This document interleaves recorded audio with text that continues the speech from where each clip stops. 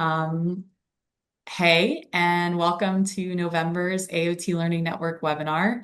We're excited to have such an excellent turnout today. And just briefly, since some of you might be new to our offerings, I want to introduce what the AOT Learning Network is.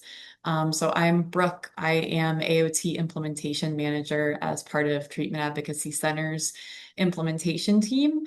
And if this is your first time joining a webinar, welcome. The AOT Learning Network, AOTLN for short, is a close to 3,000 strong virtual learning network made up of collaborators nationwide dedicated to the advancement of and education about AOT.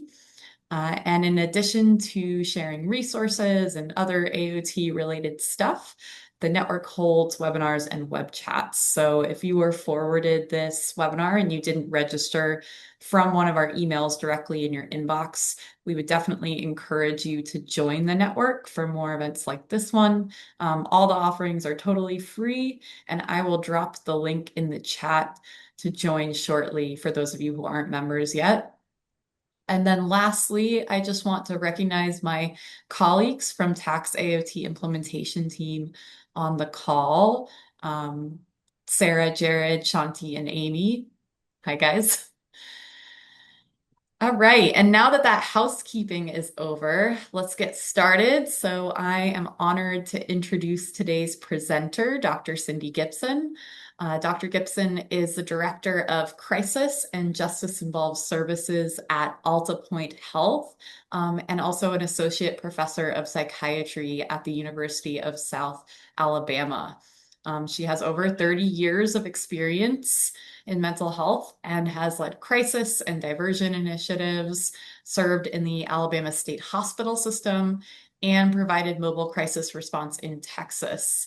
Dr. Gipson is also a member of TAC's National AOT Advisory Committee and serves as a mental health liaison to the FBI's field office, as well as co-founded the Gulf Coast Threat Assessment and Management Team. So I'm going to go ahead and hand it over to you, Dr. Gipson. Thank So you, take it Brooke. away. Okay. Um, Happy to be here. Thanks, Tech, for having me. It was great to present on this in Annapolis, and I didn't think anyone would be interested. So happy to know that people want to hear it again. Data tends to be kind of nerdy, and so I try to make it fun. So hopefully it will be. Um, um, So I'll go ahead and start presentation. Brooke, are you guys able to see my screen? Yep, looks great. Okay. So, all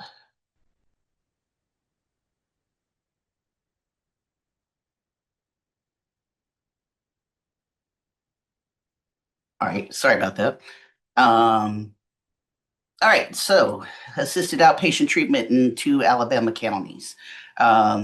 The data has been collected since 2016 for Mobile and Baldwin counties with the help of all of the great folks that you see here. And I know at least Richard is on today. So thank you very much, Richard, for all of your help with this and the ongoing work we're doing on getting the publication together about the data. So, assisted outpatient treatment, pretty standard everywhere. Court-ordered outpatient treatment designed to assist people with mental illness to live safely in the community. Um, so, in Alabama, you've got to be 19 years or older, diagnosed with a serious mental illness, so bipolar disorder, major depressive disorder, schizophrenia, schizoaffective disorder. Um, those are pretty much the biggies, according to the Alabama Department of Mental Health. Unlikely to survive safely in the community without supervision. And in Alabama, AOT orders now allow a 2-year look back. So that means that if you've had instability over the course of 2 years, even if you were in treatment right up to the point of a recent hospitalization, if it's not been consistent over that 2-year period, you are eligible for AOT. And so How the system works in Mobile and Baldwin County is an individual is petitioned, generally by a family member or law enforcement or someone like that. And our involuntary commitment process is pretty old and antiquated. You actually have to go down to court, fill out the paperwork, wait for the hearing date, unless it's an emergency, and those are kind of rare, and then go to court on that particular date. So once an individual is put on the docket, probable cause is found, then they're committed to AOT with an initial order of 150 days. If at the end, and generally for both counties, more of the orders are step downs from inpatient hospitalization rather than step up straight from the community. While there were some in Baldwin County, they're few and far between in Mobile because the process to do it is really cumbersome. So Alabama does accept individuals with ongoing criminal charges, but it cannot be a diversion from criminal court. Renewal and closeout process if a petition or a participant continues to demonstrate a lack of insight as they're approaching the end of their court order, then the law says we can renew them for up to 1 year. The goal is to help people eventually transition to ACT or more intensive outpatient services after the AOT order. And so our goal is not to keep people on AOT, but to get them set up for success afterwards. So there's talk of the black robe effect, and it's all really about who your judge is. On the left is Judge Stormer from Ohio, who I think is a great example of a judge who's very compassionate and also very stern when she has to be, versus and that's your ideal judge. And there are a lot of fantastic judges out there. If you get a judge who is not really that easy to work with and who doesn't really sort of carry that weight with the participants, it makes for a difficult time for both the participants and the treatment team.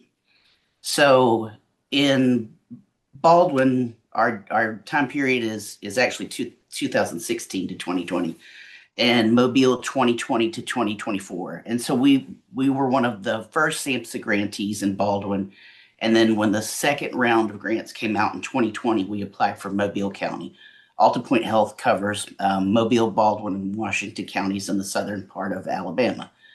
And the reason we didn't do Mobile first is because it is a big county with a higher need, but it also had a much more difficult probate court system. So in Baldwin, we had a judge who was very empathetic, and then it sort of changed halfway through, and we ended up with a more stern but less involved judge. The Mobile judge was stern. The pace was much faster because the volume is much higher, and at times it was a little punitive. And so the Mobile judge, we had lots of discussions over revocations. And so a revocation is when someone is in noncompliance with the outpatient commitment order or AOT order, and they are sent back to the hospital. And so Alabama code says that the designated mental health facility shall immediately report to the probate court any material noncompliance with the outpatient treatment order. And so, what does that mean? Well, that's what I struggled with for many years. So, we would frequently have a discussion of what is material noncompliance. And I could never get a straight answer, which is fairly common for the legal profession, I would say. But based on the dictionary, in civil law, it's the inability to meet a contractual obligation, and it goes to the heart of the agreement. So for me, material noncompliance is when somebody is intentionally or unintentionally falling out of treatment and not coming to their appointments, not taking their medication. For our judge, material noncompliance meant that Maybe your transportation to your first aftercare appointment fell through and you didn't call and reschedule, and the team had to call you to reschedule, or maybe you smoked a joint and that's grounds for a revocation. Well, to me, if it doesn't benefit someone to go back to the hospital, then the revocation seems unnecessary to me. It seems more punitive because if someone's smoking marijuana, they're not going to get better through an inpatient psychiatric hospitalization. That's not going to change that. They need substance abuse education and prevention on the outpatient side, or maybe it's to the extreme that they need inpatient substance use treatment. So that was a long-standing battle. Does location, population, income, culture affect the outcomes of AOT? And so that's part of what we're going to find out today.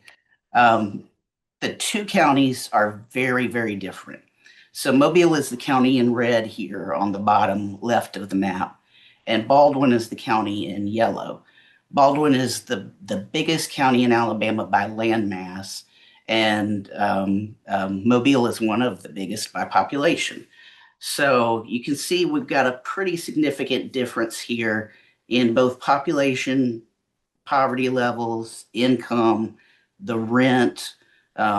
It's like night and day. Um, Mobile is the home of Mardi Gras, much to New Orleanians' objections, but it started here first, and so it's kind of a party city. It's on the Gulf Coast. Both of them are on the Gulf Coast, but Mobile is more of a urban area, whereas Baldwin County is kind of old rural. It was an Italian colony, and so there's a lot of farmland and waterfront property. The eastern shore of the bay there that you can see down on the very bottom is desirable property leading into the Gulf of Mexico. And so you have a lot of high income folks over there. So Baldwin County, we had 174 people on AOT orders, 522 in Mobile County. And um, the percentages pretty much even in terms of male and female. The differences come here in terms of race. So it's almost an exact flip of race between the two counties. And you can see here that the percentage of schizophrenia is high for both counties.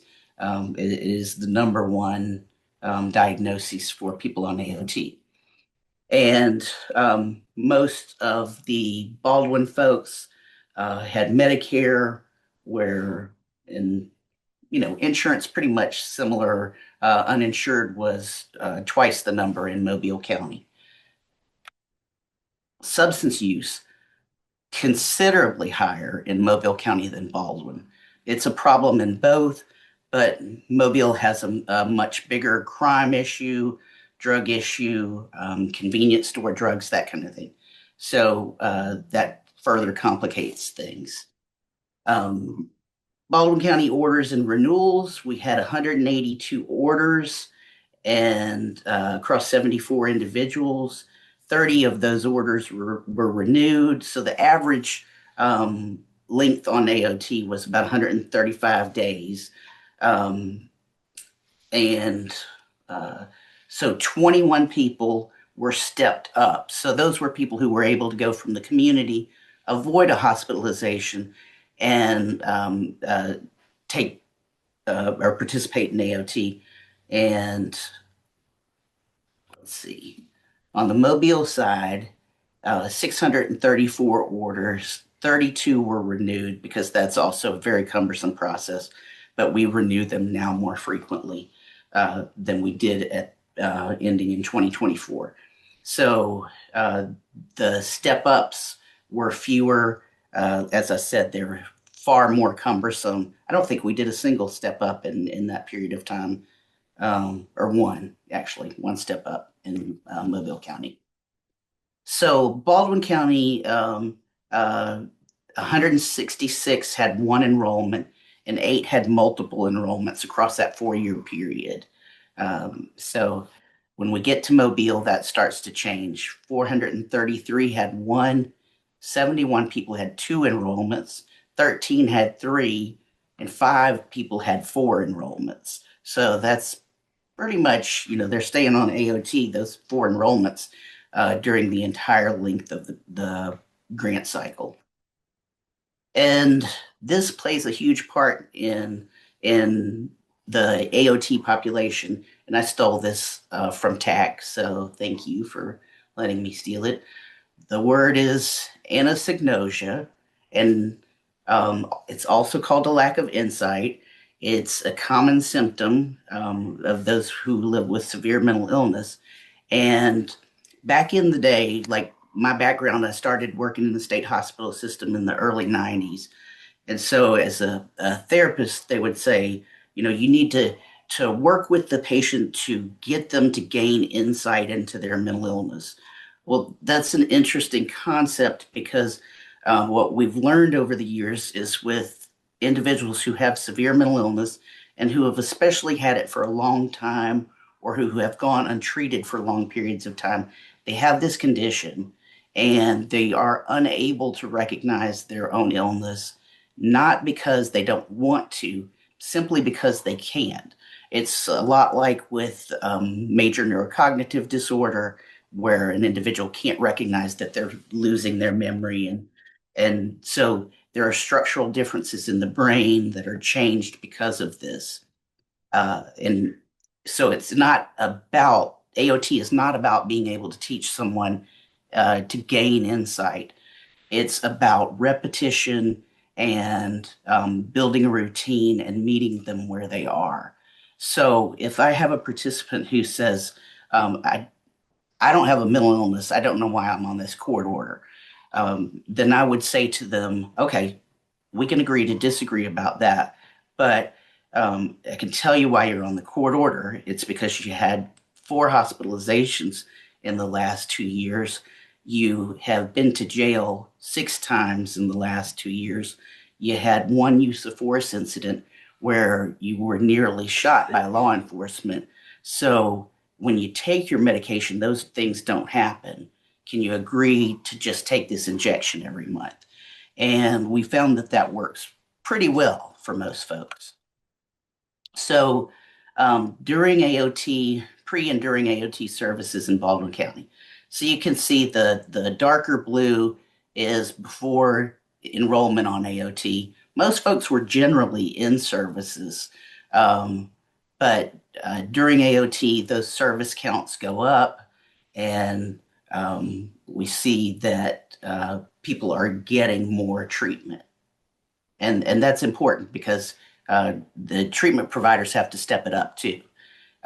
We are court ordered just like the patient is, the participant. So we have an obligation to provide the best services that we can and as often and as frequent as the individual needs it.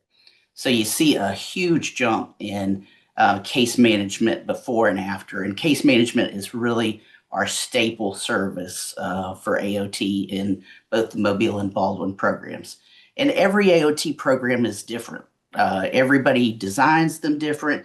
The staff ratio is different. The emphasis on whether it's case management or therapy or peer services or medication driven, it all depends on the AOT program. But crisis services, you can see here, this is the one where we wanted a lower light blue, and it happens. So crisis services go down by about half after they're enrolled on AOT. So we start to see that um, the same thing in Mobile. Numbers are going down, and we're hitting a lot of case management. Mobile was significantly lower in terms of the pre-AOT treatment. And so most of those folks were not getting as much treatment prior to coming on AOT, and then they're getting a lot of treatment. And so a lot of times I get asked, same thing about the case management and crisis services. And so I get asked, what's the secret sauce? What really makes AOT work? And I think it's it's all of these services combined, but case management is a huge part of what we do and our peers. So I talked about this guy last time when I did my presentation. Uh, his name is Michael. We call him Puppy. That's why the dog's there. He is a case manager. He's goofy as all get out, and he relates to anybody. And if he went to a participant's house and they were like, get the F off my property, he'd be like, okay, but what are you going to do tomorrow? And so he would just keep coming. And he was able to relate to people wherever they were, on whatever level they were, and nothing fazed him. And so, that's really kind of the secret sauce. It's not about a power dynamic, it's not about forcing anyone to do anything. It's being able to figure out what it is that makes that person feel like they're getting something out of the program and provide that. So, psychiatric medications pre and during AOT. So, we see that only about 20% of the Baldwin County folks were receiving medication prior to AOT. And then during, we're at about 96.2%. That's pretty good. Mobile, it gets a little tougher. About a little less than half were on medications prior to AOT, and then 90% are compliant with medication during AOT. So now we're really starting to focus on the mobile data. The medication fills go way up on antipsychotics. Like, look at that number. That's twice as much. So we're seeing people fill their medication. We're making sure that they get those injections. We're really trying to we coordinated with the hospital to help prescribe long-acting injectables to anybody that they were going to release on AOT. So inpatient hospitalizations and emergency department visits before and during AOT. 234 hospitalizations for Baldwin County prior to AOT for 4,205 bed days. That's bananas, right? So during AOT, 29 hospitalizations for 578 bed days. And what I want to say about hospitalizations is they're not a failure. So hospitalizations on AOT or after are not a failure if they're voluntary. If they're involuntary, yeah, we probably did something wrong in terms of treatment. But if we can get somebody to go to the hospital voluntarily when symptoms are first starting, that's a huge win because the involuntary commitment process is devastating to individuals and their families. It is such a strain that it's traumatic.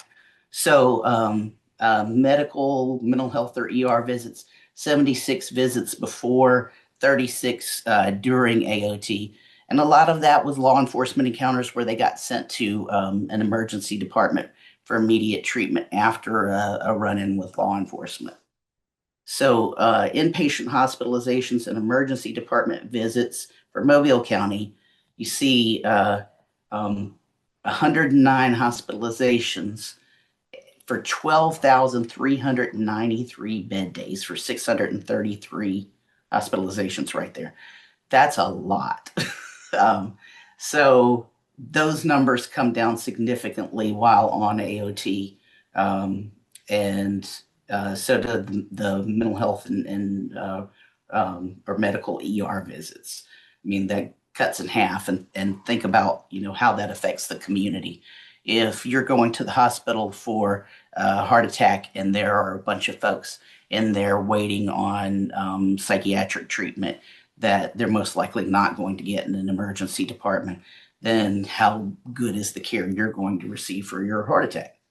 So, cost savings in Baldwin County. So, the 12 months before AOT, you've got all of these hospitalizations in an acute care psychiatric hospital. You got a 90% reduction in hospitalizations, but look at the average length of stay before and after. So, even if they're hospitalized during or after AOT, that length of stay is shortened by almost half. And what that means is we didn't let them get sick. We didn't let them get to the point that they were so decompensated that it took on average 20 days to restore them. So huge cost savings in terms of psychiatric hospitalizations based on the cost of $750 a day is the average cost of inpatient care here.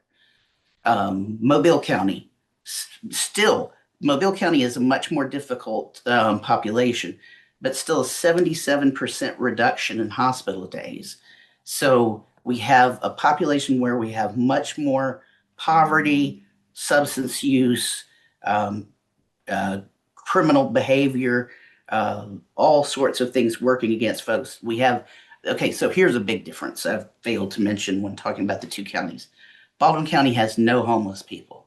Uh, there is no such thing as being unhoused there. If you're unhoused, one of the police departments that borders the bay will pick you up and transport you to Mobile because they don't have shelters and they're not going to build one because that's not where their priorities are. That's not how they want the county to look. So uh, Mobile is has a huge homeless population in comparison. So even so, we see huge differences in psychiatric hospitalizations. Arrests on Baldwin County side, we had 196 arrests in the 12 months prior to AOT, and individuals spent almost 2,600 days in jail. After AOT, 36 or 37 arrests for 958 jail days. That's a really significant reduction. Mobile County, 10,000 jail days, 302 arrests. So you can see the contrast between the two counties is really, really significant there. So law enforcement cost savings. Baldwin County, we see a 90% reduction in law enforcement. Look at the use of force here. 71 people, let me back that up, 71 people in Baldwin County had a use of force incident where officers had to lay hands on an individual. And we know that that is when trouble happens. When an officer has to go hands on with someone with a mental health issue, it can turn violent for either party, and most likely for the individual with mental illness. So to drop that down to five, those are lives saved, in my opinion. And for any police department in the world, that's a huge weight off of their liability, which for any city or county who's dealing with high use of force incidents, your bond rating changes the more use of force incidents you have. So that also creates costs for your city or county. Mobile, 100 use of force incidents down to four. That is amazing. Um, but we're keeping people out of jail for the most part. Huge reductions, and look at the number of arrests before, and still with 88%, nearly the same as the Baldwin County figure.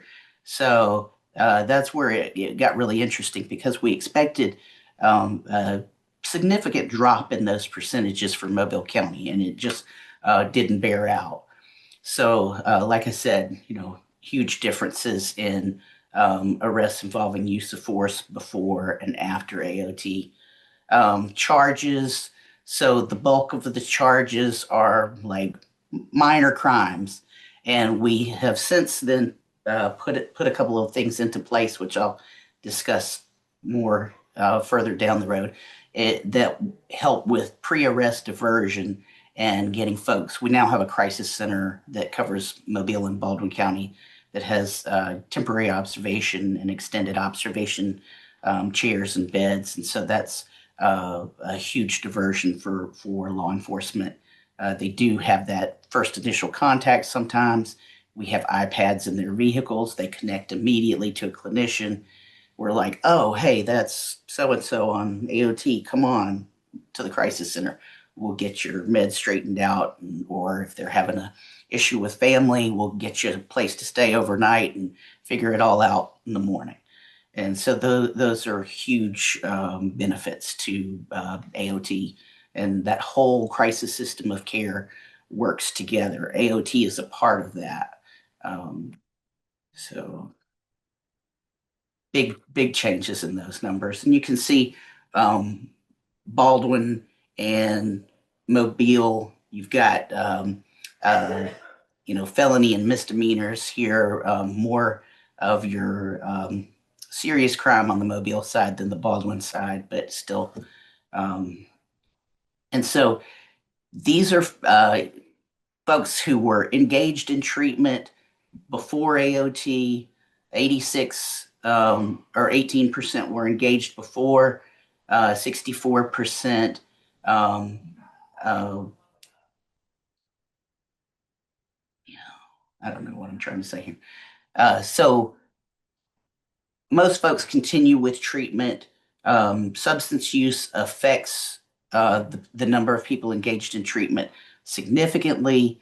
A lot of people who, on the Mobile side, who had charges when they went into the hospital and came out on AOT, they had to return to the jail and finish out their sentences. But they did so medicated, and they were able to quickly move in and out of jail. And since then, we now have mental health court on the Mobile side through our circuit court, and that has made a difference in moving people through the system faster as well.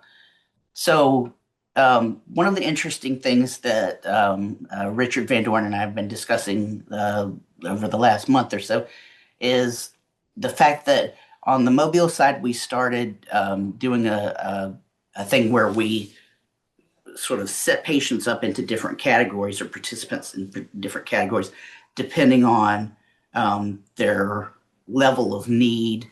Um, Basically, the low risk folks are those folks with major depression or with just a few episodes of care.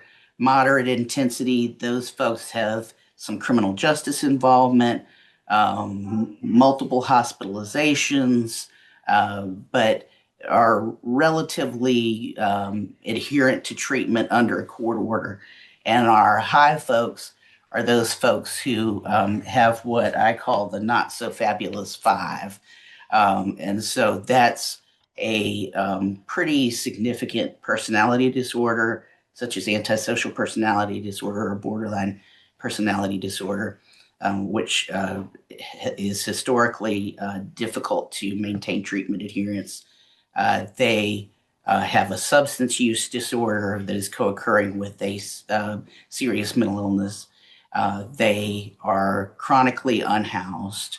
They have little or no support from anyone in the external world, and they have a pretty high criminal justice involvement.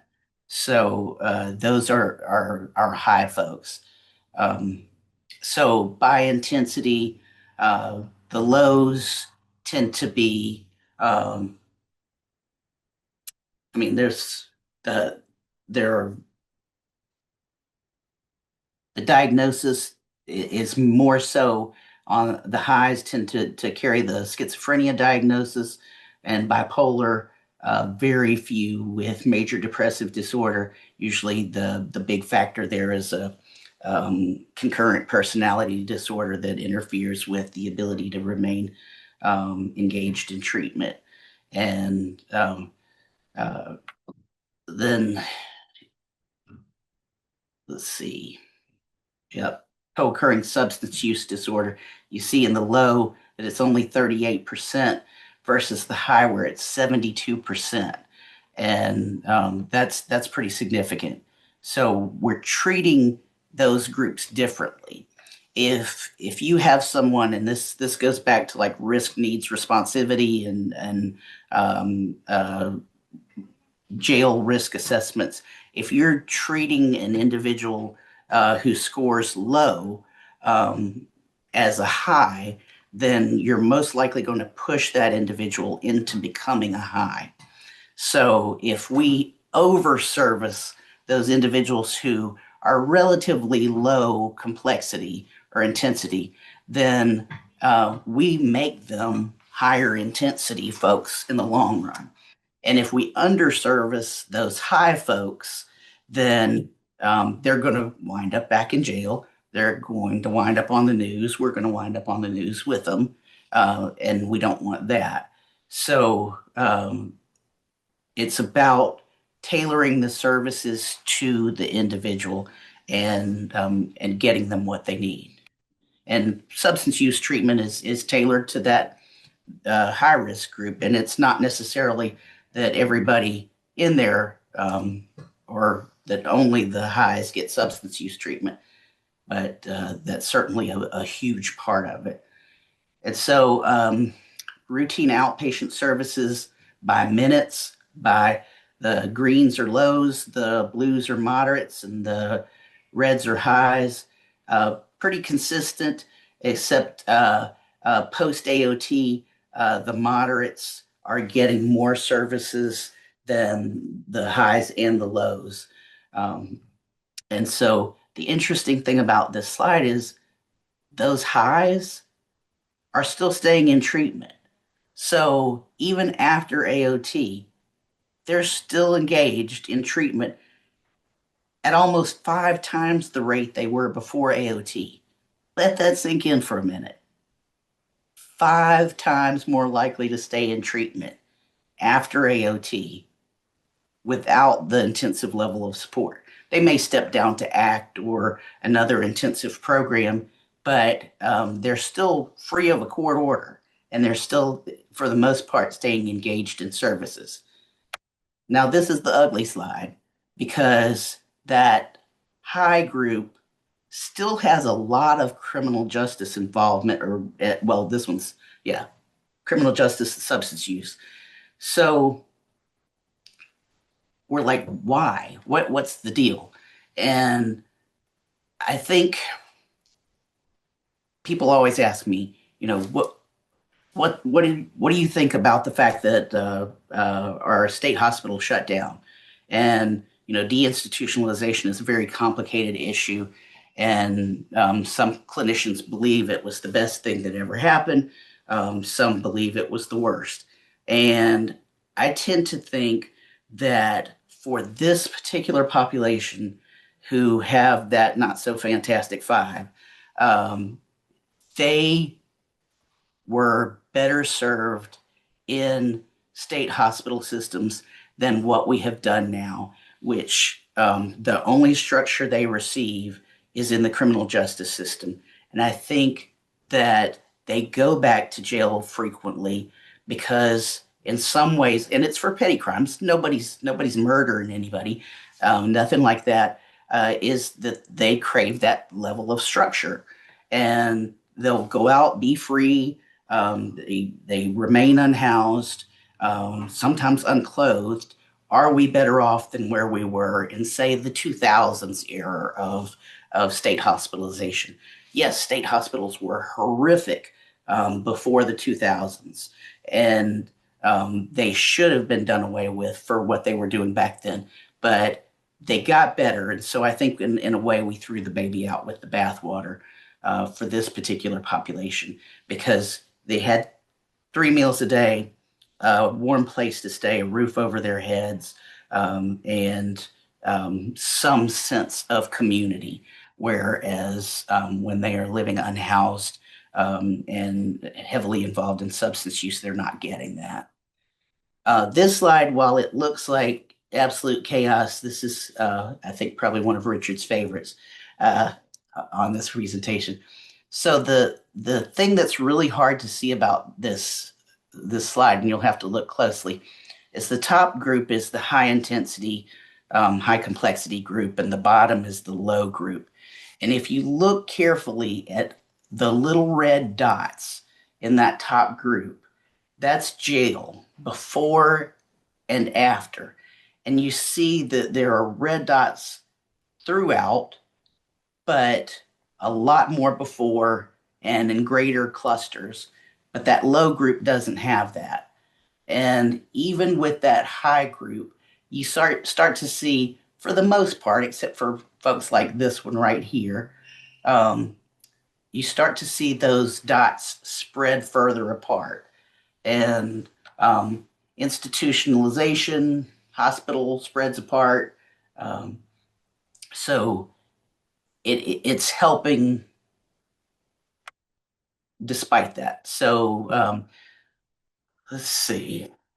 Um, Here we have the treatment in minutes by intensity, and basically, regardless of the level of intensity of the participant, the treatment remains the same over the course of their AOT treatment, and so everyone is consistently getting the treatment that they need throughout. Um, I can't see my own notes on this, so I'm struggling.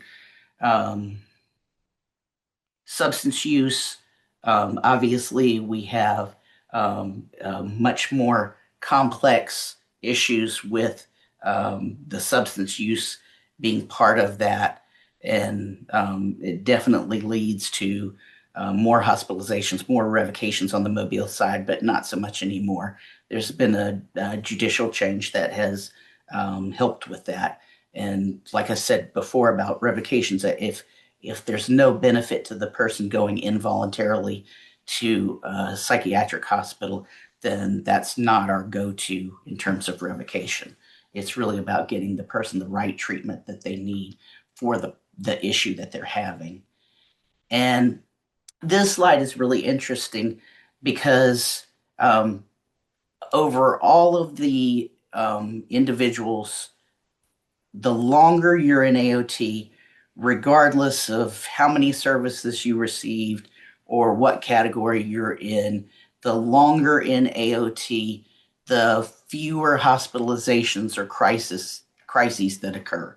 So at 12 months, all of these folks are doing way better than they were in the beginning. And so AOT works longer or works better over longer times. It gets better and better. So that's the before there and hopefully the after in an ideal world and hopefully in the AOT world. But AOT is an effective treatment for most, no matter the difference in population. That's, the big takeaway here from Mobile and Baldwin is that we had two very, very different counties and very different populations. Everything about them is different. The racial makeup's different, the crime rate's different, the substance use is different, but we essentially get very similar results in terms of those inpatient hospitalizations, treatment adherence, emergency department visits, jail days, use of force incidences, all of that comes down. So the biggest impact resulting from AOT is for those who are justice involved with moderate and low complexity by reducing those encounters with law enforcement, reducing use of force incidents, and reducing arrests. That's a huge like life-saving measure there. Hospitalization during AOT and after AOT is not a failure. Like I said before, if someone goes voluntarily to the hospital and their stay is shorter, then that's a win. That's a huge win because obviously voluntary wasn't how they got on AOT to start with, and we want people to feel like they can go into the hospital or to a crisis center for a tune-up when they need it, and that it's not such a long and painful stay. AOT is a cost-saving measure for communities that's far greater than the cost of the program. So obviously, those slides on cost-saving data are huge for communities, and that's just a small portion of the impact. The cost of running a program is insignificant compared to those cost savings. But it's not just about cost, it's about lives saved. And so I think AOT really does save lives, and it can change a person's perspective about treatment. AOT can have a significant reduction in involuntary hospitalizations and the length of stay. Judicial flexibility impacts participant outcomes. like I said, the judge makes a pretty significant difference in how AOT is handled. And the more flexible a judge is and the more compassionate that judge is and listens to the individual, the better off they're going to be throughout the program. And the easier it is for that treatment team to work with that judge, the better. AOT treatment is for AOT treatment for individuals with co-occurring substance use complicates treatment outcomes. Those not so fantastic five complicate everything. Homelessness and discharge planning during involuntary hospitalization have a tremendous impact on the participant's success. If the hospital is not working with the AOT treatment team to make sure that they are going to the best place for them, in Mobile, there are boarding homes which are not state regulated or state licensed or anything like that. And sometimes it's worse than being homeless. So the hospital has got to work with the outpatient team on discharge planning and make sure that we're setting the person up for success before they ever walk out the door of the hospital. AOT is not for everyone, nor is it a one size fits all. There are people that AOT is just not successful for, no matter what we do, and that's where the some of those folks in the high group really were we better off with a state hospital system where we had long-term hospitalization. And I think the answer to that is yes. I think that we, as a community, as a society, felt that our previous history with inpatient hospitalizations didn't preserve anyone's dignity and respect. But I also think taking a bath in a fountain every night is not dignity and respect either, or being on the floor of a jail cell crowded with six other people and only two beds is not dignity and respect either. So even the high intensity group stayed in treatment after AOT. That's really important. So most of those folks stay in treatment. AOT is a court order for the treatment provider too. And that I think that's one of the most important things I can tell new grantees and new programs is that you're bound by that court order to provide the appropriate level and intensity of treatment for that individual, just like they're mandated to come to your program and participate in that treatment. So do better. AOT is most effective when treatment is intensive from day one of discharge. So we can't ease up. The One of the things that we have found is the longer that initial contact with AOT from release from the hospital, the more poor the outcomes are. So it's important to make contact quickly and maintain contact with the individual. The longer a participant remains in AOT, the more significant the reduction in future involuntary hospitalization and crisis. Transitions from AOT to the next step must be airtight. Just like coming from the hospital to AOT, you have to set up discharge planning. Well, if you don't set up care from AOT to the next step down, then you're not setting that person up for success either. Have them, the ACT team, come and meet them on their transition session and take them out with you to their home and let them know this is where they're at. Um, and the most crucial component for our AOT program has been that connection that's formed between the participant and the team and that building of trust. Folks coming out of an involuntary hospitalization are not real trusting. And folks that have been hospitalized multiple times, we have one participant who's on episode 67 of care. That includes 40 something hospitalizations with brief outpatient episodes between. Think about how many therapists and doctors that person's had over the years. It's hard to trust. Be creative. There's no room for an AOT program to be stagnant. Think of ways to make things better and ways to be innovative in the care you're providing. we are getting ready to start a program. These are the iPads that we use with law enforcement. We're putting these iPads in the hands of all of those folks who are in the high category. They'll have access to a peer, a case manager, a therapist, and a nurse 24/7. All they have to do is press the button and they get contact with that person. And one of the neat things that we found from the Baldwin County group was for Puppy to just have a cell phone where, and he wasn't the only case manager, but he's by far stellar. Um, for him to be able to have the cell phone with him all the time. And even at night when he was asleep, if a participant texted him, they felt better just getting it out to someone they knew on the other end was going to see that. And so that's huge. So don't underestimate the power of the connection. And that's all I got. So um, this is my contact information. This is Richard's contact information.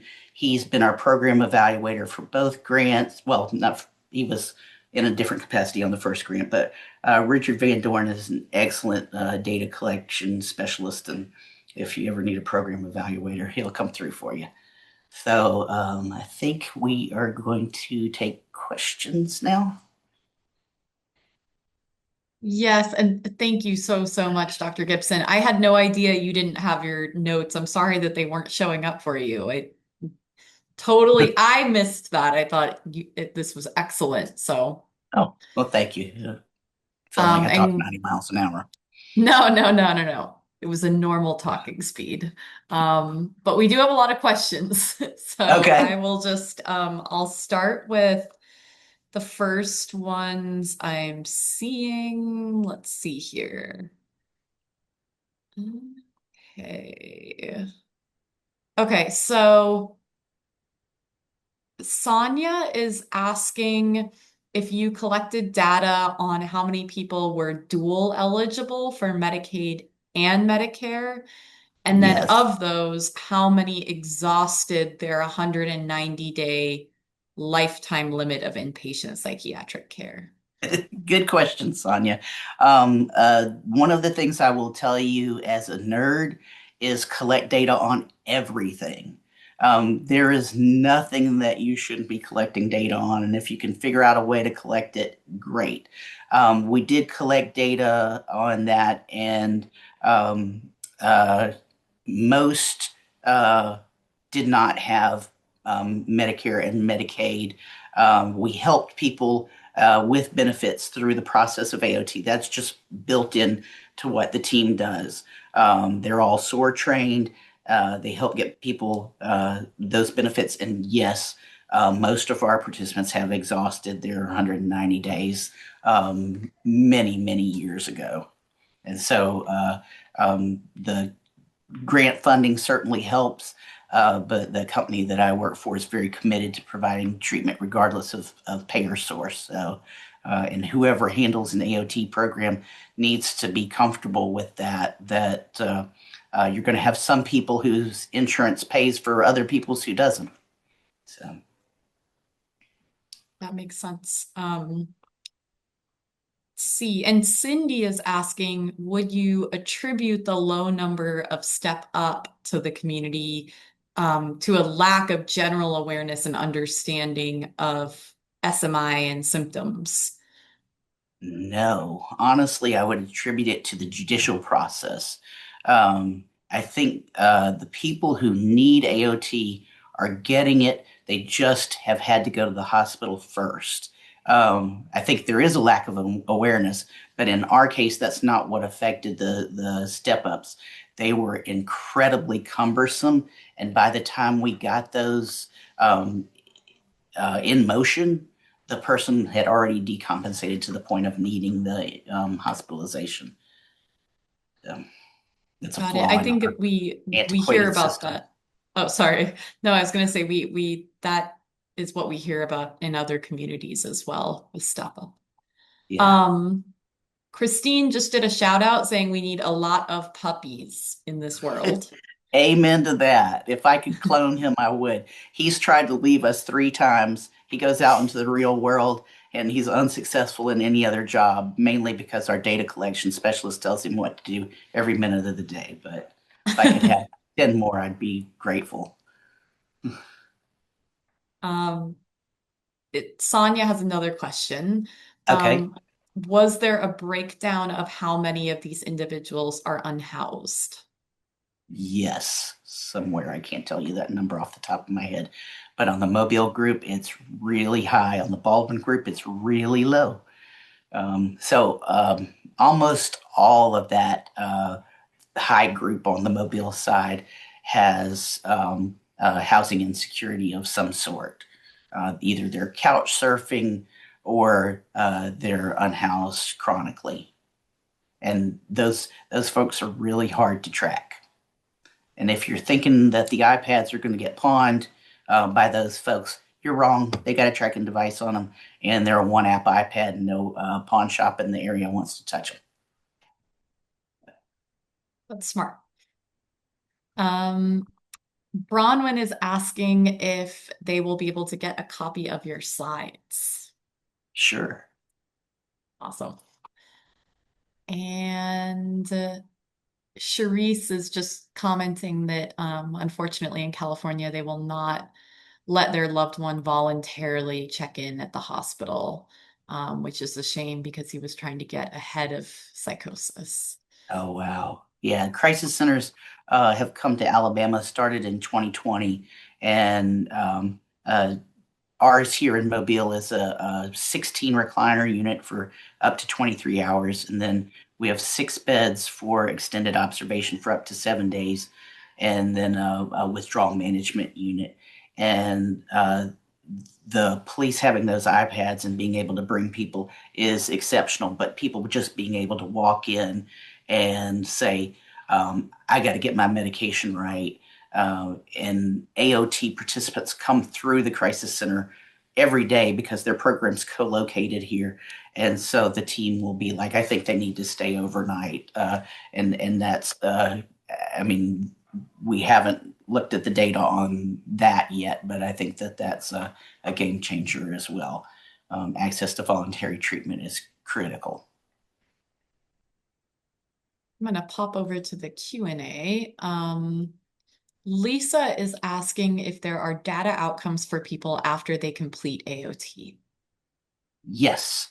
So we have uh, continue to monitor the individuals through their records and through contact in some cases. So yes, we do have post data, and that's included in a lot of these slides. The post data includes a 12-month period, but we do have up to date data on the original participants as well. That's awesome. Um, so I think we kind of already answered this a little bit, but Lisa is also asking, is AOT most often initiated as a civil commitment alternative, a justice system diversion, or a step down from hospitalization? Step down from hospitalization, but civil commitment. So, yeah, one of the specifications of the original AOT grant was that it could not be a an alternative to criminal justice in or to the criminal justice system, and so it couldn't be used with somebody who had offended and as a means of um, sentencing them to treatment. So it's stayed within the civil realm and primarily stepped down from hospitalization. Got it. And uh, another question from Sonia. They're asking if you collected data on how many people were arrested while in the program. Yes, it's in those slides. We went over those numbers several slides back. Let me see. Um, I think um, the slides will be available, but um, around slide 35 and 36, we talk about the number who were arrested um, uh, pre-AOT and during AOT. And yeah, we've got some numbers in there on after as well. So multiple slides on that. Um, all right. And Cecilia is asking, she says she knows you mentioned it at the beginning, but how someone in Mobile or Baldwin gets put on AOT, and she's asking if it is agreed to by the participant. No, unfortunately, it's not. So we do not have voluntary settlement agreements in Alabama. Um, uh, some states do. That was also a condition of the first grant was that you could not have a voluntary settlement agreement. So everyone had to be involuntarily committed. And what that does is it makes the first 2 weeks of AOT quite painful for both parties because the participants are resentful of being placed on a court order, which we completely understand. It's tough. And so those 2 weeks are all about relationship building and getting on the same page. And one of the things that I've said throughout this presentation today is that we're court ordered as well, and so that's something that we tell the participants on day one is here are the conditions of your court order. We in turn are court ordered to provide this treatment as well. So I have to come to your house. I have to show up. I have to be available for you for therapy. So they understand that we're in the same boat, and they're like, I don't want to be on this, and we're like, well, we're both in this together, and we'll get through it. And we figure out what their intensity level is going to be. And like I said, we don't overtreat those people who will be pretty all right with minimal treatment.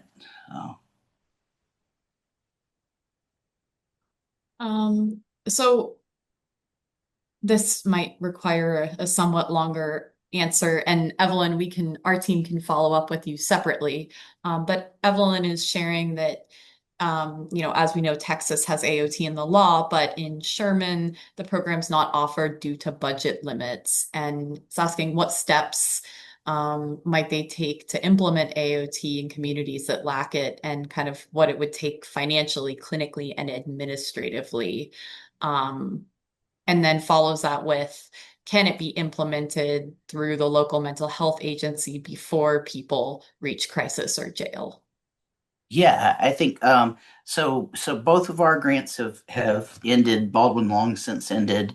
They are both still going, and so sustainability. If you can take numbers to your county commission, your city officials, your hospitals, and prove it's worth, then you I would say form a task force and involve all of those stakeholders who don't want these people in their system. Your emergency departments, your jail, your police, all of these people to show that there's a need for it and really sell the numbers and keep data to continuously prove to them that it was worth the investment. And the investment's relatively minimal in comparison because, you know, uh, we use a lot of people with lived experience. So you're not paying for somebody with a master's degree. Uh, the program is not heavily therapy or psychologist driven for us because that power differential changes the whole program. So other people with lived experience, uh, you can really get a program up and going for a small number of people to prove that it works and take it to your stakeholders. Thank you. Data data is your advocate for that. So the more you collect, the more things you collect on, the better chance of sustainability. Richard, Definitely. I see Richard just jumped in. Um, Is there a way to unmute Richard? I believe that there is. Give me just a Richard, did I leave second. anything off that you would want to add? I mean, Let and we have me. such a vast amount of data that there is so many things that we could talk about, but for the Richard, sake of time. I'm able to unmute you, so I'm going to go ahead and do that.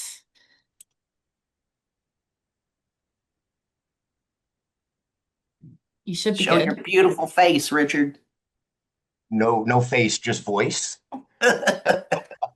No, I just wanted to jump in and say that everything that Cindy has presented today takes a lot of work, and her team have done an amazing job of setting up a data infrastructure that is not required by the grant funding, by the program funding. And I want to be very clear, any SAMHSA program funding is not going to require that you collect the kind of data that Cindy showed today. If you want to be able to make the arguments and um, the story that Cindy showed, you have to put in a lot of effort. And Cindy has a full-time employee on her team who is in charge of the data and getting the data to us. And so this is so important though, but it takes a lot of work. And that's all I wanted to say is that don't walk away from this thinking that it's easy to replicate what Cindy has done. It takes a lot of work, but you have to be able to do it to be able to tell the story and convince people that what you're doing is working and saving money, right? The And public safety impact has to be conveyed. That's politicians don't care if someone's symptoms are getting better. They want to know if they're saving money and keeping them out of jail. And you have to be able to convey that. So, and Cindy has done an amazing job with that. That's all I wanted to say. did I leave anything out, Richard? Did you leave anything out? No, I but left lots of things out, I know, but we have so much more data to weed through, and there's such richness, and there's no AOT program that's ever had this amount of data. Looking forward to getting a couple of publications out and sharing the great work that Cindy has done. thank you, Richard. You've been instrumental. I always appreciate working with you, Cindy. Likewise. Right. And I know we're past the hour, so I just want to check in. Are we okay to keep going on questions, Dr. Gibson? It is okay Sure. if not. Okay. Yeah. Um, so Sonia's giving kind of a shout out to what you were saying about needing to address the population that needs a higher level of care than what's available in the community, kind of with deinstitutionalization. And it sounds like in Texas they passed something in the legislative system to address that gap. And she's asking if your programs serve people with IDD, autism, or TBIs. Um, IDD, not um, moderate, I would say. Some of those folks in the high category have moderate intellectual disabilities, and we do have a few on the autism spectrum, um, but and some with TBI, but it certainly can't be the primary diagnosis for AOT. Definitely. And that kind of echoes tax guidance on it's really important that someone understands that they are on a court order. Um, Yes. So those folks with needs that are additional to sort of the typical AOT patient, we make sure and connect them with other services like services for TBI and autism in state run intellectual disabilities services. But yes, they do have to understand the significance of the court order and what they are participating in. thank you. Um, Rob is asking about a comparison group. Why not use a comparison group of people who got all the extra services and supports, but without coercion? And is mentioning policy questions about AOT. We did. We actually did. Richard, you may be better versed to speak to this. It was part of the initial data collected in the Baldwin County group. Were there three sites that were part of the cross-site evaluation? Yeah, we had created I don't know, kind of comparison groups and tried to get them as close as we could to someone who might otherwise get AOT but didn't. And the sample size, it's a great question, by the way. The sample Yep. size ended up being too small for kind of complex statistical analyses. There were some trends that were relevant. SAMHSA is still sitting with those and hasn't really released much of them. But I think with Cindy's ongoing data and with AltaPointe's multiple locations, it's something that we're looking to do in an ongoing manner with Cindy. And I think it's important to do, right? Because a lot of people do talk about this black robe effect.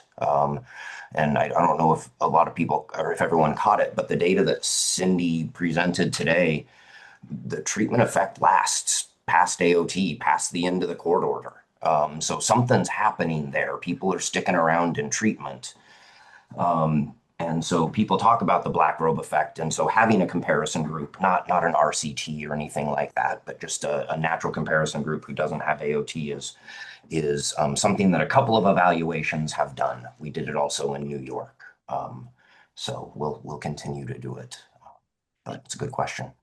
And ACT was our comparison group for Baldwin County. As Richard said, it's just a small sample size because most ACT teams are not huge to the degree that AOT is. And our AOT team has about 130 participants on it in Mobile at any given time.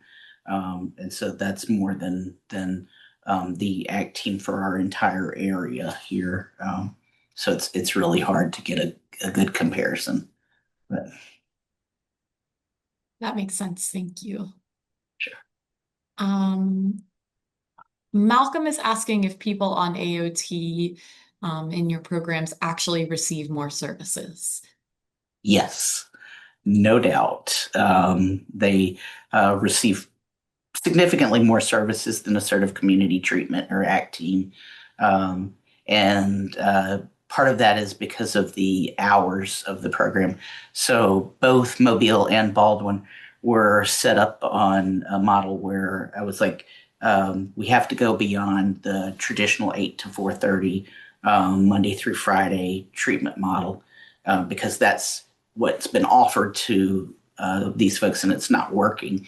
So we do until 9 p.m.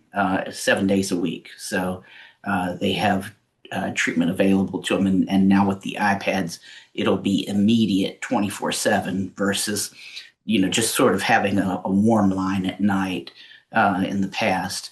And so even the daytime services are more. There are more peers on AOT than there are on ACT, more contacts. But like I said, with that low group, you don't want to flood those folks with contacts.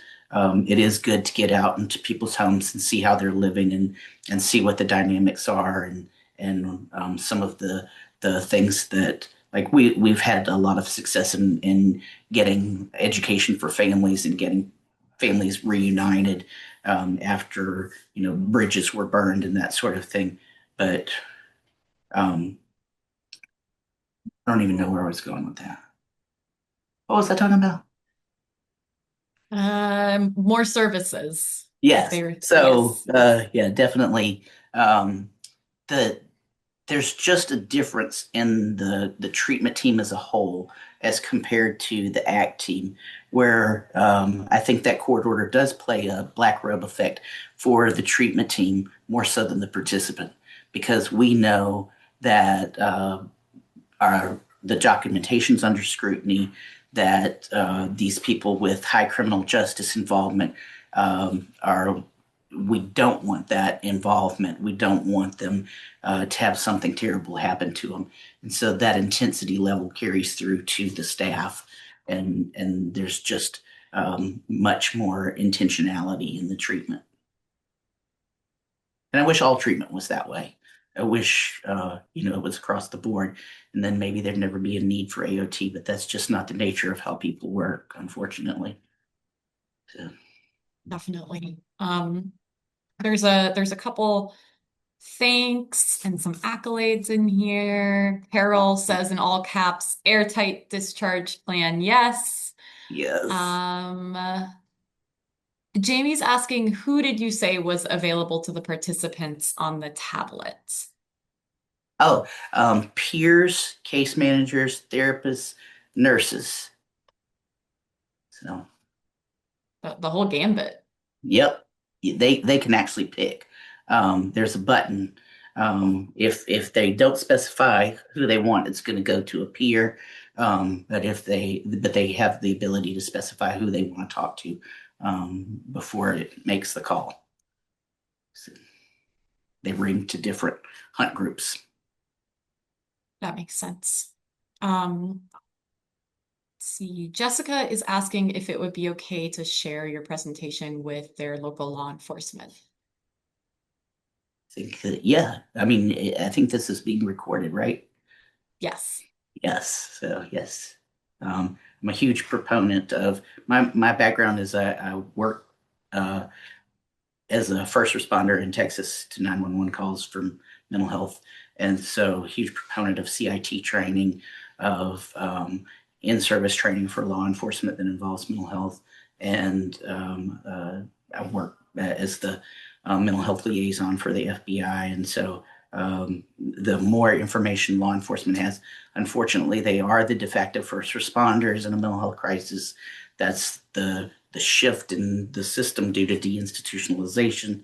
And so the better equipped they are to manage it, the better. So we give them tools, and in turn, we try to put systems into place to reduce the probability that they're going to get the call. Um, Lawan is asking, and I think we already kind of covered this, but maybe if you don't mind just doing a quick reminder of the statutory requirements in Alabama, how someone gets into the AOT program. Okay, so they have to be 19 and older. They have to meet the Department of Mental Health's definition of a serious mental illness, which is um, pretty much the big three: bipolar, schizophrenia, major depressive disorder, and variations thereof. Um, and they have to have um, a history of noncompliance or the likelihood of noncompliance. And so like something serious. It can be somebody's first hospitalization, but if they had a near lethal suicide attempt, then likely they're going to get put out on AOT from the hospital. Um, and so that court order is for 150 days, and it can be renewed at the end of that 150 days if there continues to be, like, we'll have people say, I can't wait to get off this court order so I can quit taking this medication. And I'm like, oh, you just signed yourself up for another year. But so and part of that is that establishing the routine. Generally, after they've done a year and 150 days, they're in the habit of I gotta go get my shot, or my shot's coming to me. My nurse is coming out to give it to me. So uh, and then it becomes part of the ritual, and you can say, all right, let's look back on how you've done over the course of the last year. You have not been arrested one single time, whereas before you got on AOT, you were arrested 7 times in the year. So something you're doing now is working. What do you think that is? It's Right. never the shot. Well, I So, want to be cognizant of your time, Dr. Gipson, and I'm just gonna do maybe two more questions from those in here. And keep in mind for our folks who are still on that, Dr. Gipson has been gracious enough to share her contact information with you all. Yes. So let's see. Uh, okay, let me go to the Q&A. So Pete is asking how you handle those high complexity needs now without a state hospital. Um, it's so we don't have a state hospital, but we have a designated state receiving center. They within our own continuum of care, AltaPointe has its own 80 bed involuntary hospital, and so we are able to get them through that system pretty quickly. And so, uh, but there is still a shortage of beds, and unfortunately, those beds are very short term, with the average length of stay for someone in the high category being about 4 weeks. And, that's a very small percentage of the population.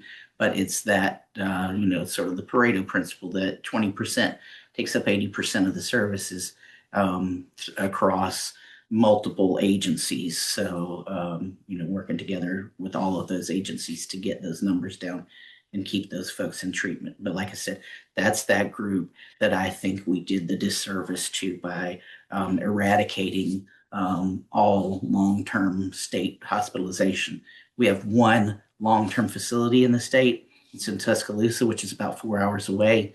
And there is typically no movement on beds. The counties in the southern end are allocated 13 beds, and so the 13 people in them are not moving. So an acute care hospital treats them, they get better, and then they have to let them go because they don't quite meet the criteria, and then they go back out and do it again. Yeah.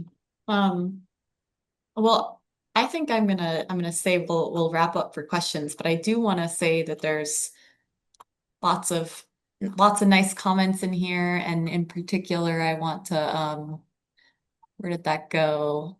Shout out to, let's see.